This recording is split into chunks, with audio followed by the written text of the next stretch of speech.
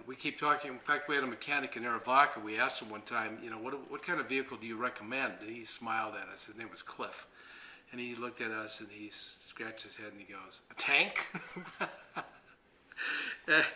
We all got a kick out of that because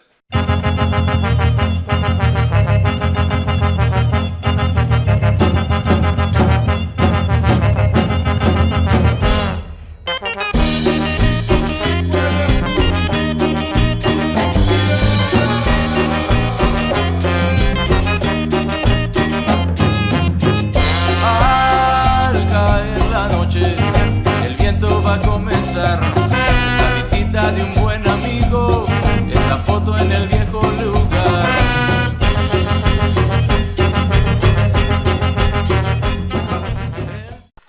Alright, so we rolled up on this truck to maybe jump it. We don't know why it's dead. And we got here, the first thing we realized is that the tires, not even just blown out, it's just totally dry rotted.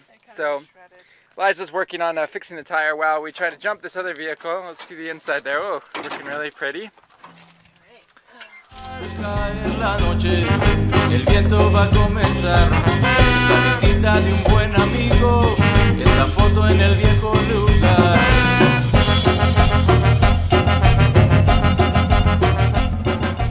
How long have you been working on No More Deaths vehicles? About 18 months. Okay. In 18 months, if you had to take a total guess, how many different jobs do you think you would have done on No More Deaths vehicles? In the last 18 months, I'll say more than likely somewhere close to about 350 to 360 different jobs. Jobs are really heavy and intense because these trucks take quite a bit of abuse. Because when they were originally purchased new at the time, they were not designed to go certain places these trucks have to go to fulfill the mission they're trying to accomplish. Yeah. Have you ever seen anything like the stuff that comes in from these vehicles? No, I have not ever seen anything, trucks in this bad shape. No, I have not ever. Most of our vehicles are old, and in the past several years we have focused on getting Dodge Rams in the mid to 90s to the early 2000s because the parts are interchangeable. But that doesn't mean that they hold up really well because they've already got a lot of miles on them. They're good trucks. The real issue is the beating they take up in the field.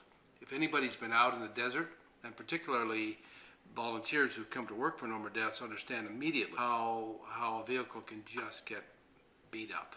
The undercarriage particularly just needs a lot of attention. And we keep how much of No More Deaths time would you say percentage-wise is used up doing stuff like this with vehicles? Well, if you think about, I guess we would have to break it down to in the field, out of the field. In the field, it's a large amount of time. It'd be hard for me to put a percentage on it, but maybe 20% of the time. Like, it's a very significant amount of the time out here. 20-30% just dealing with broken down vehicles. But the places that migrants today go are just very remote and very difficult to get to in many instances. And so these vehicles, these trucks, these forerunners that we use are absolutely essential to get us to those places. And again, what might be called roads in somebody's terminology are often trails. And again, we have to use our common sense about whether in fact we can go to some of these places. But we're way out in a pretty remote area.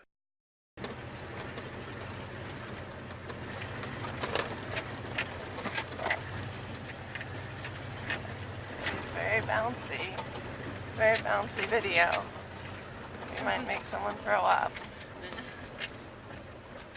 That's the point. They'll donate if they throw up. Right? Well, that was... Maybe we should